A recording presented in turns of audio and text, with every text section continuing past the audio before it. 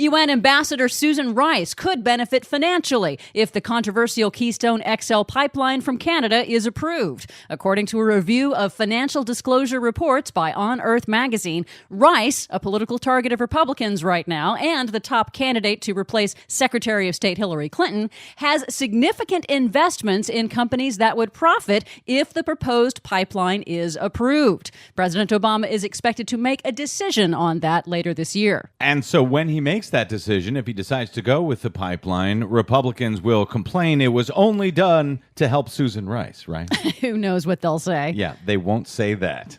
3 new studies are adding pressure to world governments now meeting in Doha, Qatar this week for the latest round of UN climate talks. We can say with a level of confidence that 2012 will most likely be amongst the warmest years. That was Jerry Languosa, Deputy Secretary General of the World Meteorological Organization, on their projection that 2012 is on track to be the 9th hottest year on record, confirming the long-term trend of rising global temperatures. If it hadn't been for the cooling effects of the La Nina weather pattern earlier this year, they say, 2012 would rank even hotter. In another study, sea levels are rising faster than predicted, 60% faster than projected by the Intergovernmental Panel on Climate Change. A study by the Potsdam Institute confirms that global temperatures are rising as predicted by the IPCC. However, those observations also indicate sea levels are rising much faster than the IPCC predictions. They say, quote, the new findings highlight that the IPCC is far from being alarmist on sea level rises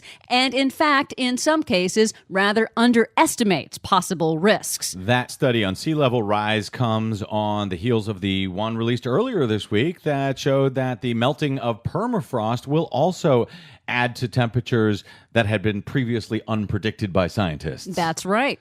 A third study indicates that ocean acidification, called the evil twin of global warming, is already showing signs of damaging the shells of an important plankton species in the Southern Ocean around Antarctica. And why do we care that plankton is disappearing? Because plankton is the foundation of the ocean food chain. Oh, like I'm supposed to care about the ocean food chain.